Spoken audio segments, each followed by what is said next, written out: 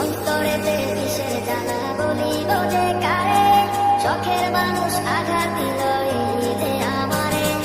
তার ভাবনায় পড়ে থাকি চাঁদের আলোয় বসে, এখন সে যে অন্যের ঘরে থাকে অন্যের সাথে। শখের মানুষ তোর কারণে রয়ে গেলাম একা, আর হবে না দেখা রে বন্ধু, আর হবে না দেখা। শখের মানুষ তোর কারণে রয়ে গেলাম একা, আর হবে না দেখা রে বন্ধু, আর হবে না দেখা।